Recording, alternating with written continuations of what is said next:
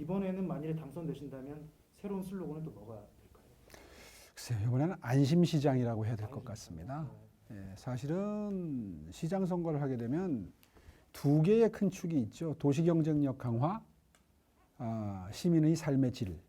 두 개가 있는데 통상의 선거라면 코로나도 없고 그리고 임기도 4년짜리고 근데 이번에는 1년 임기의 시장이고 그리고 코로나19로 고통받는 분들이 아주 많으시기 때문에 그런 상황에서 뭐 스마트 국제 경제 문화 도시 이런 얘기하면 사실 조금 좀 한가한 이야기가 되겠죠. 그래서 이 어려움을 겪고 있는 시민들께 어떻게 하면 안심하고 일상생활을 하실 수 있도록 되돌려드리는 생활 행정을 보듬는 행정을 집중적으로 펼치느냐.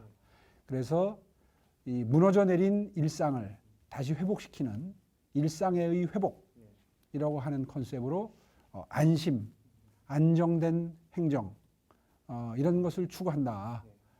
이렇게 말씀드리는 게 한마디로 줄이라면 이제 그렇게 줄일 수밖에 없겠죠.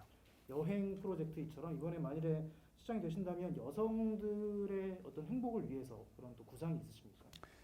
그 안심이라고 하는 개념에 여성 행복 프로젝트의 핵심 내용들이 들어가게 됩니다. 1인 가구 얘기를 하셨어요.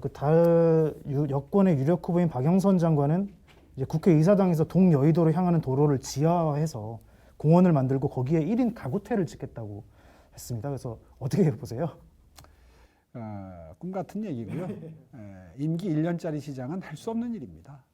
큰 밑그림을 그리는 것도 중요하지만 사실은 일상생활에서 섬세하게 정밀하게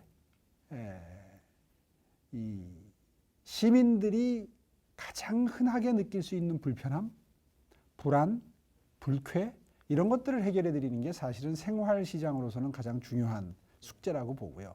그런 의미에서 안심이라는 키워드를 선택했고요. 그 1인 가구는 그렇게 어느 한 군데에다가 집중적으로 짓겠다 이렇게 공약하는 것은 사실 현실성이 매우 떨어집니다. 1인 가구 대책 중에 물론 중요한 한 부분이 주거 대책이죠. 지금까지는 주거 행정의 기준은 4인 가족 기준이었습니다. 아직도 그걸 고치질 않고 있어요. 그 기준을. 그거부터 1, 2인 가족 기준으로 바꾸는 작업이 필요합니다. 그렇게 되면 이제 서울시의 주택국부터 도시계획국부터 주거를 공급하는 것과 관련된 부서들이 전부 1, 2인 가구를 중심으로 해서 생각하게 되고 그렇게 됐을 때 비로소 역세권을 비롯한 고밀개발 또 오늘 제가 발표하고 온 모아주택, 상생주택 이런 것들의 형태가 1, 2인 가구로 공급이 되기 시작할 겁니다. 그러한 대책이 훨씬 더 신속하고 실효성 있는 1인 가구를 위한 주택 공급 대책이 되겠죠. 오늘 아침에 이제 36만 호 공급하겠다고 이제 기사가 많이 났는데요. 예. 그러면서 다른 후보들의 공약에 대해서도 사실 헛공약이다라는 표현을 쓰셨어요. 그래서 다른 후보와 차별화되는 그 시장님만의 그 36만 호 공약에 대해서 좀 설명을 부탁드립니다. 박영선 후보가 제안했던 그 30만 호 토지 임대부 분양 공약은 시작부터 쉽지 않은 거죠. 사실은 토지 임대부 분양 같은 거는 신도시에서는 가능합니다. 근데 서울 시내에는 공공토지가 없어요. 공공토지라는 건 서울시 소유의 토지를 말하는 겁니다. 서울시 소유의 토지가 없어요. 아무리 마른 행주를 쥐어짜듯이 물량을 공급할 수 있는 토지를 찾아보아도 한 12,000가구에서 15,000가구 정도 공급할 수 있는 분량밖에 나오질 않습니다.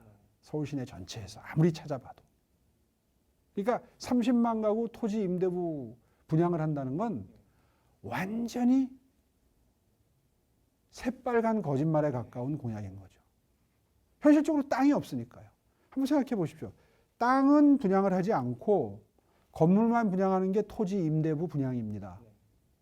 토지는 건물 때문에 임대를 한다는 뜻이거든요. 서울시가 소유한 땅이 있어야 땅은 소유하면서 위에 건물만 분양을 할 수 있죠. 그러니까 정말 엉터리 공약도 그런 엉터리 공약을 1호 공약으로 내놓는 걸 보면서 제가 정말 기가 막혔습니다. 아니 현실을 몰라도 저렇게 모르고 전혀 이치에 닿지 않는 공약을 해놓고도 아직까지 해명이 없습니다. 그걸 지적을 해도 나중에 설명하겠다 이러고는 지금 보름이 지났는데 설명이 없어요. 나경원 후보의 이번 그 신혼부부나 청년들을 위해서 토지 임대부 분양을 하고 그 토지 임대부 분양 아파트에 분양받아서 들어가는 분들께는 뭐 최대한 1년에 1억 2천에 가까운 1억 7천 뭐 그렇게. 예, 그 보조금을 주겠다. 그래서 처음엔 또 현금으로 주는 줄 알았어요. 그랬더니 보조금이 이자를 면제해 주는 걸 보조금이라고 했다. 본인 또 이렇게 해명을 하는데 어쨌든 그 무이자 대출이죠. 무이자 대출을 하겠다는 그 공약입니다. 그래서 뭐 그 나경영이냐 그 공약도 기초부터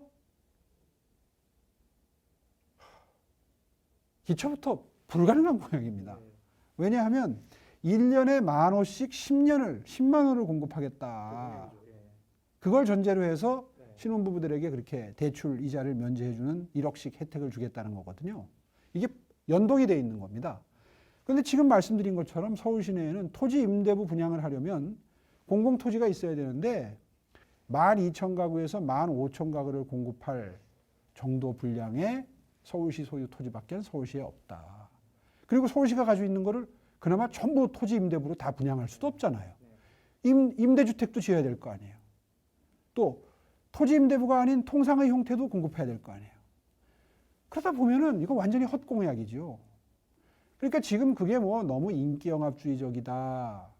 지나치게 많은 현금 혜택을 특정한 분들에게 드리는 거다라는 비판은 기본적으로 불가능한 논쟁을 하고 있는 거예요. 더군다나 1년 임기의 시작입니다. 1년 내에 제가 장담하건대 토지 임대부 분양을 단 한 가구도 할 수가 없습니다.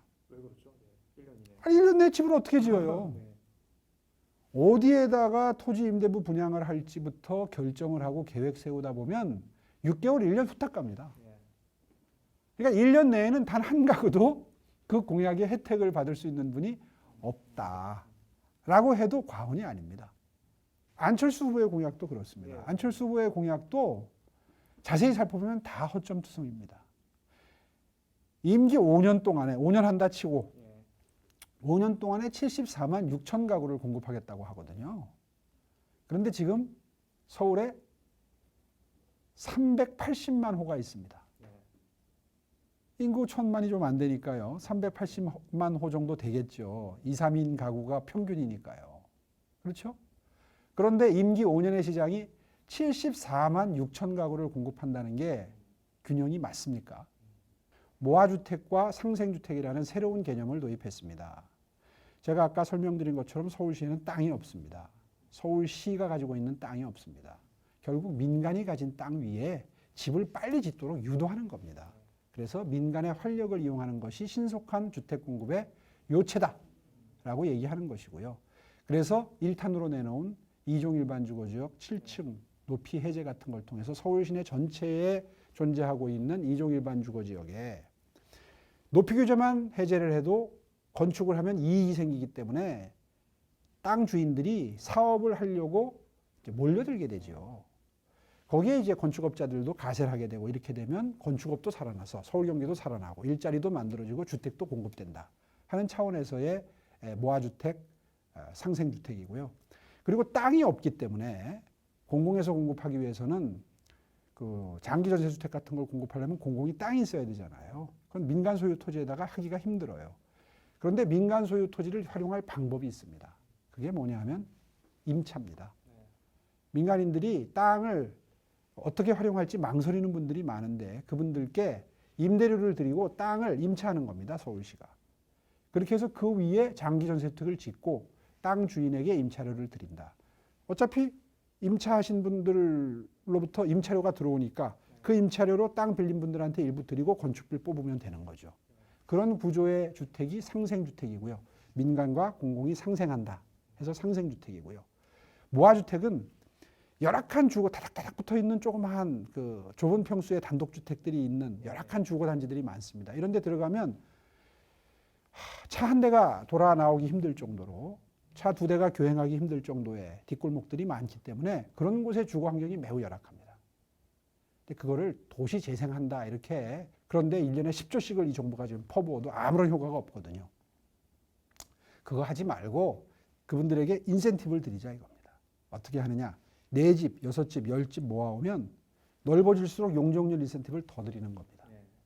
그렇게 하면 아무래도 경제성이 생기고 이익이 남기 때문에 서로 지으려고 하겠죠. 그렇게 되면 한 100평, 150평만 넘어도 주차장을 넣을 수가 있습니다. 지하 주차장. 30평짜리 집을 하나를 없애고 30평을 다시 지으면 주차장이 못 들어가죠. 그런데 모아서 150평, 200평, 300평, 500평이 되면 지하 주차장으로 들어가서 지하 1, 2층 주차장을 만들 수 있게 되기 때문에 양질의 주거 환경이 만들어질 수 있죠. 그래서 모아주택, 모아오시면 용적률을 더 많이 드린다는 모, 그래서 모아주택이라고 이름을 지었습니다. 이거 좀 잘 감기네요. 모아주택. 그래서 모아주택, 상생주택 이런 걸 통해서 부족한 서울, 주택수가 부족한 서울시에 빠른 속도로 주택을 공급하겠다는 게 제 주택 공약의 핵심입니다. 그러니까 지금 현 정부의 주택 공약 정책과 비교를 하면 민간의 인센티브, 그러니까 시장의 역할을 중시하는 게 지금 초점 아닙니까? 그렇습니다. 현 정부 이번 아까 잠깐 말씀하셨는데요. 이번 부동산 대책 일반인들이 잘 이해하지 못하는, 어떻게 좀 비판을 하고 계세요? 이 정부는 지금 고집스럽게 공공의 역할을 강화해야 된다. 그러니까 지금 이 정부가 내놓은 걸 대책을 보면 이런 겁니다. 주택도 신속하게 공급하고 그리고 양질의 주택이고, 그런데 그거를 시행하는 과정에서 땅 주인이 이익은 못 가져가고 딱 자기 재산만큼만 다시 가져가고, 그 다음에 투기 반지책도 가동해서 투기도 절대 못하게 하겠다. 이제 이런 그 골격이거든요. 언뜻 들으면 매우 이상적이죠. 이렇게만 되면 좋죠. 근데 사실은 너무나 이상적이기 때문에 현실적으로 불가능한 거죠. 땅을 가지고 있는 사람들이 이익이 생기지 않는데 왜 집을 짓습니까? 그러니까 이익을 뺏으려고 하니까 지을 수가 없는 거예요. 일정 정도의 이익은 보장을 해야 되는데, 그런 점을 의식해서인지 이번에 뭐 보통 얻을 수 있는 이익의 10%에서 30% 정도는 이익을 더 보장하겠다는 문구가 들어있어요. 아니 얼마를 기준으로 10%를 더 주겠다는 건지 30%를 더 주겠다는 건지 그것을 잃는 일반 국민들은 알 길이 없어요. 기준이 없는데 어떻게 거기에 30%를 더해주고 10%를 더해주겠습니까? 그러니까 이 정부가 이제는 느끼기 시작했다는 게 저는 의미가 있다고 봅니다. 집권 처음 3년 차까지는 공급이 부족하지 않다. 민간의 활력을 이용해서 공급을 할 필요가 없다는 입장이었거든요. 근데 이제 인정을 하기 시작한 거예요. 아, 이 이익을 주지 않으면 민간이 움직이질 않는구나라고 하는 사실을 이제 깨달았는데, 그럼에도 불구하고 아직도 공공이 주도해야 된다는 그 본인들의 이념, 원칙, 이것을 아직 놓지 않고 있는 거죠. 민간 트랙에서 공공 트랙으로 옮겨오라는 강력한 유인책을 지금 제시하고 있는 것인데, 그 유인책에도 불구하고 지켜봐야죠. 예, 지켜봐야죠. 그 유인책의 그 유인이 될지를 지켜봐야 되는데, 제가 보기에는 정권 말기이기 때문에 더더군다나 망설이던 사람들이 공공 트랙으로 입장을 바꾸기가 쉽지 않다, 이렇게 보는 것이고요. 더군다나 이 새로 제안한 공공 트랙을 하려면 법도 개정해야 됩니다. 근데 지금 뭐 180석의 거대 여당이니까 가능할 것 같아 보이지만 그리 간단치 않을 겁니다. 왜냐하면 지역구마다 이해관계를 다 달리해요. 그래서 의원들이 다 흔쾌히 동의하기가 쉽지 않고 조정하는 데 몇 개월 걸릴 겁니다. 그러면 임기 끝납니다. 그렇기 때문에 이번에 내놓은 대책이 현실적으로는 오히려 주택 공급을 가로막는 부작용만 양산을 한 채 실패로 끝날 가능성이 높아 보인다는 게 전문가들의 분석입니다. 최근에 용산 얘기를 많이 하셨어요. 이번 공약 중에 하나가 용산 개발청을 신설하고 용산 링킹파크 추진단을 구성 운영하겠다는 건데, 예전에도 저랑 인터뷰할 때 용산 얘기를 많이 하셨던 제가 기억이 납니다. 왜 꼭 용산이어야 합니까? 강북 지역에 마지막 남은 가용할 수 있는 토지이기 때문입니다. 이 지역을 잘 활용하는 게 앞으로 서울시의 100년 뒤 미래를 설계하는 데 매우 중요하다. 용산을 잘못 이용하면 우리에겐 더 이상 서울시를 획기적으로 바꿀 기회가 없습니다. 그런 관점에서 용산이 중요한 것이고요. 특히나 이 용산에는 녹지 공간을 많이 만들어야 된다는 국민적 공감대가 있습니다. 그렇다면 그 녹지 공간을 잘 보존해서 민족공원이라고 부르기로 했죠. 민족공원을 건드리지 않고 녹지 공간을 그대로 보존한 상태에서 일부 그 옆에 있는 가용한 토지들을 활용해서 업무용 시설로도 만들고 주택도 일부 집어넣고 그러니까 거기에 주택이 많이 들어갈 수가 없죠. 예. 그렇게 하고 지하 공간까지를 처음에 개발할 때 지하 공간을 이용하지 못하면 나중에 지하 공간을 활용할 수가 없죠. 그래서 지하 공간 활용 계획을 세웠는데 그 지하 공간 활용 계획의 핵심이 교통입니다. 지금 서울시의 교통이 출퇴근하는데 거의 외곽 지역에서는 1시간씩 시간이 걸릴 정도로 교통이 매우 혼잡합니다.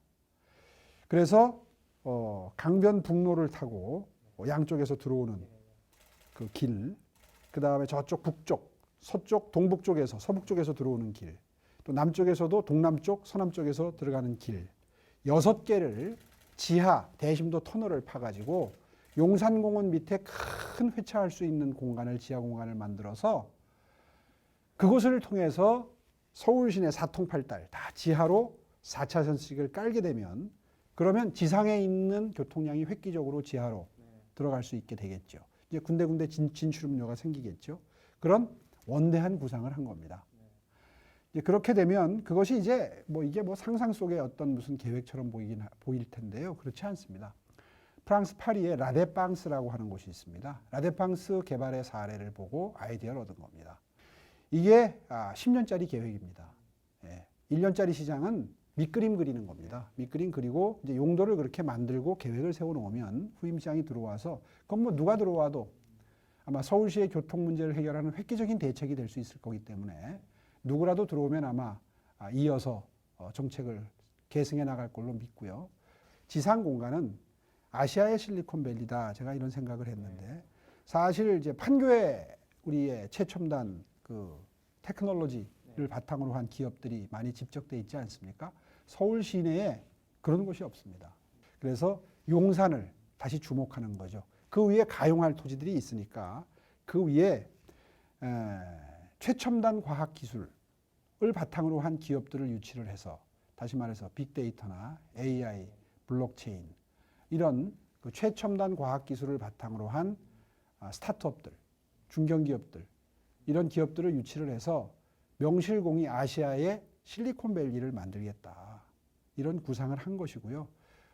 거기에는 이제 우리 청년들, 청년 실업 해결하기 위한 청년 취업 사관학교도 집어넣고 여러 가지 디테일이 있는데 그건 오늘 다 말씀드리기는 어렵고 역사성이 살아있는 곳이기 때문에 문화와 예술 그리고 최첨단 과학, 테크 그래서 저는 테크 더하기 아트라고 표현합니다. 테크 아트 시티.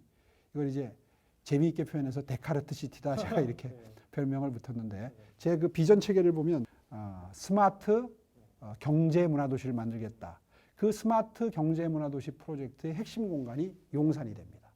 그래서 용산에서 최첨단 과학 기술과 역사와 문화와 예술이 다 함께 만나는 테크 아트 도시, 데카르트 도시의 중심지 역할로 삼겠다. 그 서울 지하철 1, 9호선 지상 구간을 지하화하신다고 제가 약속한 걸 봤습니다. 그리고 거기에 주상 복합 등을 세우겠다고 하셨는데 이것도 역시나 짧은 기간 안에 할 수 있는 그것도 10년짜리 프로젝트입니다. 서울의 중장기 계획이고요. 10년이 더 걸릴 겁니다. 서울 시내 전체 11개 구를 지나가는 지상철 구간이 그 지역 사회에서는 아주 큰 그 지역 발전의 장애물로 인식이 되기 시작했습니다. 근데 사실 아무도 엄두를 못 내고 있죠.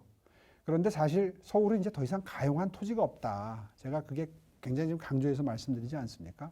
그래서 이 지상철을 지하화하면서 동시에 도로도 밑으로 넣게 되면 그 위에를 도로가 밑으로 안 들어가는 곳은 도로로도 쓸 수 있고 도로까지 밑으로 집어넣게 되면 지하로 넣게 되면 녹지 공간, 문화 공간, 예술 공간, 지역사회 커뮤니티 이런 것들을 집어넣음으로써 여유 공간들이 새로 생겨나게 되는 거죠.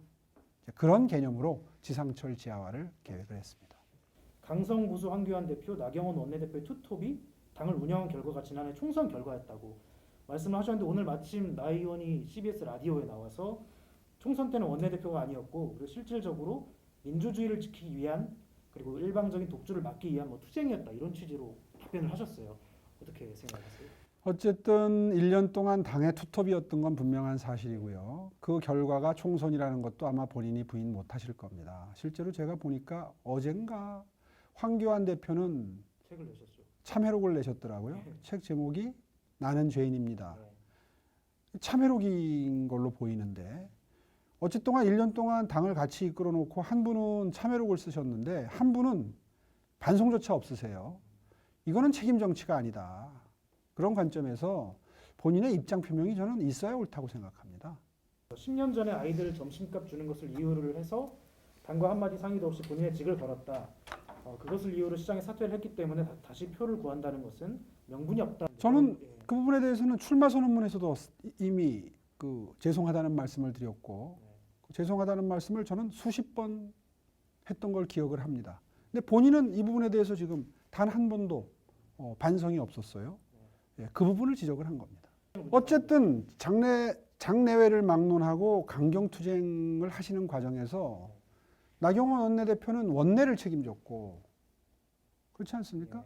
황교안 대표는 원외를 책임을 졌고 그리고 늘 투쟁을 서로 협조를 해가면서 같이 하셨지 따로 했나요? 거리 같이 계셨죠. 예, 같은 노선이시지 않았나요? 그러면 그 부분 때문에 그런 1년 동안의 결과가 지난 총선이었다면 글쎄요, 그 부분에 대해서는 본인의 입장 표명이 있어야 되는 거 아닌가요? 10년간 10년을 쉰 분이라고 표현을 하셔서 그게 한참 화제가 됐는데 무엇이라고 답을 하시겠습니까? 글쎄요, 10년 동안 제 책이 5권이 나왔습니다. 네, 네. 예, 쉬면서 책을 5권을 쓸 수는 없죠. 처음에 제가 왜 지금 공정과 상생인가? 우리 당이 따뜻한 곳으로 가야 한다. 어려운 사람 보듬는 정당으로 가야 한다. 하는 취지에서 쓴 왜 지금 공정과 상생인가라는 책. 왜 지금 국민을 위한 개헌인가라는 책이 있습니다. 그것도 역시 같은 내용입니다. 비슷한 취지의 내용. 헌법을 개정하되 기본권 조항을 개정해서 어려운 사람들 보듬는 힘든 분들 보듬는 내용의 기본권을 더 강화하자라는 취지의 책입니다. 그 다음에 2권의 책이 또 있습니다. 오세훈 길을 떠나 다시 배우다.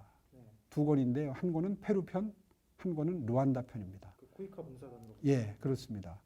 2번 다 개발도상국 수도의 수도행정자문관으로 파견이 돼서 일을 하면서 느꼈던 점을 쓴 책입니다. 이건 아마 앞으로 서울시를 운영하는데 굉장히 큰 저한테 인사이트를 줄 수 있는 그런 깨달음들이 있었던 기간입니다. 마지막으로 나온 책이 미래라는 책이 있습니다. 미래. 미래는 이제 저출산 고령사회와 4차 산업혁명 이후에 사회가 많이 바뀌는데 모든 영역이 다 바뀌죠. 그 바뀌는 영역에 맞추어서 정책은 무엇을 바꿔야 되느냐에 대한 미래 정책 예견서 내지는 지침서입니다. 이 5권의 책이 전부 현장에서 쓰여졌고 오세훈 길을 떠나 다시 배우다라는 책은 그 나라 가서 글을 썼고 나머지 3권의 책은 대학에서 강의를 하면서 강의 교재로도 쓰고 그리고 학생들과 토론을 하면서 다듬은 생각을 책으로 낸 겁니다. 그분 입장에서 보면 저의 10년이 공백기로 보일지 모르지만 저는 누구보다도 알찬 준비 기간이었다 이렇게 자부를 하고요. 다른 사람의 인생을 그런 식으로 한마디로 무시하는 것은 사실은 도리는 아니시죠. 말뜻은 알겠습니다. 정치를 하지 않았다는 뜻인데 글쎄요. 그러면 신인을 왜 찾아요? 보통 선거 때 되면 식상한 사람 물러가라 하고 신인을 찾는 이유가 뭐예요? 정치권에 새롭게 준비한 사람들을 수혈하자는 뜻 아닌가요? 그런 의미에서 충분한 정치 경험과 행정 경륜을 갖춘 제가 10년 동안 이런 고민을 치열하게 해온 이런 기간이 오히려 서울시정에는 크게 도움이 되는 정말 보약 같은 기간이다. 저는 이렇게 생각을 하고요. 그러한 비판은 정말 가당치 않다. 이렇게 생각합니다. 또 하나 이번에 예비 경선에서 알려지기로는 여론조사 1위를 하셨다고 제가 들었어요. 알려진 게 아니라 사실입니다. 예. 근데 이제 거기에 대해서도 이제 좀 신경전이 있는 것 같은데요. 민주당 지지자들이 국민의힘 후보를 후보를 선택하는데 참여해서 결과를 왜곡할 가능성이 있기 때문이라고 또 이제 문제를 삼고 있거든요. 그 말은 반대로 말하면 민주당 지지자들이 후보님을 찍었다는 말처럼 들리기도 한데 어떻게 생각하세요? 그건 또 과장이죠. 제 지지층은 굉장히 넓게 분포되어 있습니다. 그러니까 정당색이 강하지 않아요. 이념색이 강하지 않아요. 물론 우리 당 지지층이 주축이지만 중간지대, 그러니까 정치에 별로 관심이 없고 늘 무엇이 정치라고 하는 것이 일상생활에 도움이 되는지의 관점에서 판단하는 그때그때 지지층이 달라지는 이제 스윙 보호터라고 그러죠. 보통 중도층을 스윙 보호터층. 그러니까 그때 정책을 보고 그때 정책을 보고 후보를 선택하는 또 당을 선택하는 분들. 또 심지어는 극히 일부지만 민주당 지지층도 있다고 그래요. 이렇게 폭넓은 지지층이 저를 지지를 합니다. 저는 그걸 자랑스럽게 생각합니다. 그리고 그것이 나경원 후보를 이긴 일반 시민 대상 여론조사에서 나경원 후보보다 지지율이 높게 나온 그 원인이고 비결이라고 생각합니다. 또 그것이 결국 안철수 후보와 단일화할 때 굉장히 유리한 면이죠. 그렇지 않습니까? 안철수 후보도 있지 않습니까? 아니 그건 순차적으로 하니까요. 우리 당의 후보가 되면 우리 당 지지했던 분들은 절 지지하죠. 거기 더하기 중도층까지 같이 있으니까 안철수 후보와의 단일화에서 나경원 후보가 더 유리할 것이냐, 오세훈 후보가 더 유리할 것이냐는 금방 계산이 나오죠. 나경원 후보보다는 제가 지지의 폭이 훨씬 넓겠죠. 왜냐하면 우리 당 후보가 되면 우리 당 지지하던 분들은 저를 지지하는 게 당연하니까요. 그것이 본선 경쟁력이기도 합니다. 이제 안철수 후보를 이기고 본선에 진출했을 때 누가 나경원 후보나 안철수 후보보다 누가 더 박영선 후보를 예를 들면 박영선 후보가 지금 뭐 좀 높게 나오니까요. 그쪽에서는 박영선 후보를 상대로 가정을 한다면 누구라도 민주당 후보를 이길 수 있는 바탕이 누가 더 튼튼하냐 이걸 생각해 보면 그 비결이기도 합니다. 제가 페이스북을 보니까 김명수 대법원장 녹취록 관련돼서 안철수 후보를 좀 비판을 하셨더라고요. 그래서 당시 안철수 후보가 대법원장 탄생에 결정적 역할을 한 것은 자명한 일이다. 나경원 후보도 비슷한 취지의 말씀을 하셨는데 지금 그러면 안철수 후보의 정체성을 혹시 문제 삼는 거라고 봐야 될까요? 저는 처음부터 끝까지 제 정치 인생을 걸고 개혁적 보수라고 표현하는 분들도 있고 뭐 따뜻한 보수라고 표현하는 분도 있고 중도 우파라고 표현하는 분들도 있고 다 같은 내용이죠. 그런 길을 걸어온 게 분명합니다. 저는 평생 동안 이런 정치 노선에서 이탈한 적이 없습니다. 그런데 안철수 후보는 지금의 야권으로부터 출발을 했습니다. 그런데 슬그머니 이쪽으로 넘어왔어요. 본인이 처음에 정치를 할 때 왜 그렇게 했는지 그리고 왜 이쪽으로 다시 돌아왔는지에 대한 설명을 전 들은 기억이 없습니다. 김종인 비대위원장이 뭐 지난달 저희 인터뷰에서 그 후보님을 포함해서 안철수 후보, 나경원 후보에 대해서만 언론이 쓰니까 신인이 못 나왔다. 그래서 뭐 옛날 사람이다라고 표현했는데 서운하지 않으세요? 그분의 옛날식 표현이죠. 저희를 옛날 사람이라고 표현하는 게 그분의 옛날식 표현입니다. 연세가 많으시잖아요. 다시 말해서 정치 신인도 좀 주목해달라. 그래서 우리 당의 경선이 이렇게 정치 신인부터 관록 있는 사람까지가 다 그 혼연일체가 돼서 치루어지는 멋진 정책 경쟁, 실력 경쟁이 될 수 있도록 분위기를 만들어 달라는 당부 아니겠습니까? 뭐 전혀 뭐 서운함은 없으시고 뭐 그렇습니다. 일부 야권 후보, 그러니까 구체적으로는 금태섭 예비 후보가 TBS에 대해서 정치 편향 논란이 있다면서 서울시가 재정 지원을 하지 말아야 한다고 지금 주장을 하고 있습니다. 여기에 대해서는 혹시 어떻게 생각하세요? 글쎄요, 이제 시장이 되면 그 부분에 대해서는 분명히 바로 잡을 건 바로 잡아야 됩니다. 그게 뭐 예산 지원을 안 하는 형태가 될 수도 있고요. 또 언론이라면 언론답게 중립적으로 객관적으로 보도할 수 있도록 그 주변 환경을 만드는 것 이것이 사실 가장 원칙적인 대응 아니겠습니까? 예전에 시장님 계실 때는 TBS가 그래도 뭐 이런 논란은 없었던 걸로 기억을 하는데 혹시 어땠습니까 관계가? 지금처럼 그렇게 극심하지 않았죠. 예. 정치 색채가 일단 그때는 없었던 좀 덜했던 것 같은데요. 그렇죠. 예. 네. 가장 먼저 만일에 이렇게 대통령께 드리고 싶은 말씀 있습니까? 오늘 모두에 말씀드린 주택 정책의 잘못된 방향에 대해서는 첫 국무회의 때 문제 제기를 하겠습니다. 아까 아까 말씀드린 것처럼 이번 2사 대책이 주택의 신속한 공급에 도움이 되는 방향이 아니라 오히려 주택의 신속한 공급에 장애물로 등장하는 부작용과 역기능을 양산하는 잘못된 대책이다 하는 점을 분명히 말씀을 드리고, 이렇게 되면 임기 말까지 새로 공급되는 주택이 오히려 줄어들 수밖에 없다 하는 저의 분석을 말씀을 드리고, 지금 민주당 시의회가 이제 민주당 중심이고요, 서울시의회. 그리고 국회의원들도 사실은 거의 민주당이고, 뭐 중앙정부는 당연히 민주당이고, 이 상황에서 좀 신임 시장이 고립될 수 있다는 뭐 분석도 있는데. 각오하고 시장이 돼야 됩니다. 예, 서울시의회도 마찬가지고 국회도 마찬가지고 그렇기 때문에 법과 제도로 지원돼야 되는 부분에 대해서는 정치력을 활용을 해서 최대한 협조적인 분위기를 만들어야 되는 것이고요. 예, 그것이 사실 다음 시장의 굉장한 그 행정 역량의 중요한 부분을 차지할 겁니다.